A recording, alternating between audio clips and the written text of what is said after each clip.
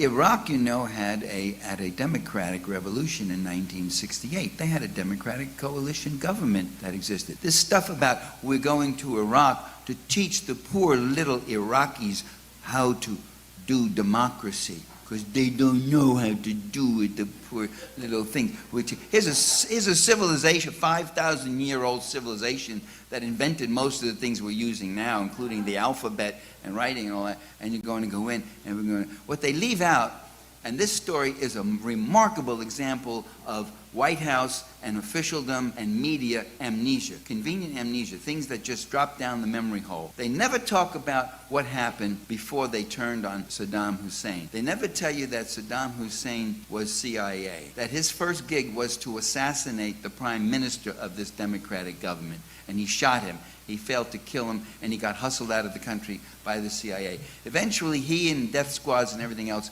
took over that country. And Saddam Hussein drove into exile or drove underground or murdered, tortured and murdered every constitutionalist, every reformist, every Democrat, every communist, every socialist, every whatever else. And he even killed he murdered most of the left wing of his own Ba'athist party. When he did all that, Washington loved him. He was Washington's poster boy. He couldn't do anything wrong. He got aid. They gave him this. They gave him that. They sigged him on to Iran to go fight for them and all that. It's when Saddam Hussein started committing economic nationalism that they got bothered. It's when he made it clear that he wasn't going to be a client state, a submissive, that in fact he wasn't going to privatize the oil and give it back to the oil cartels, that the whole entire economy stayed publicly owned, that many of the reforms of the government he destroyed, he kept them, maybe diluted a bit, but he still kept them. And he was getting out of line on the oil quota too.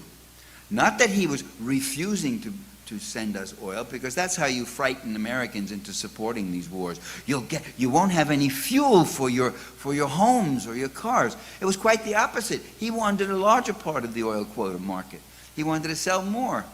And you could read the Washington Post business page at that time saying how worried they were about Iraq oil coming on the market and breaking the prices and reducing prices, and how bad. That was George Bush Sr. who was leading that chase. That was the first Gulf War. That's what it was.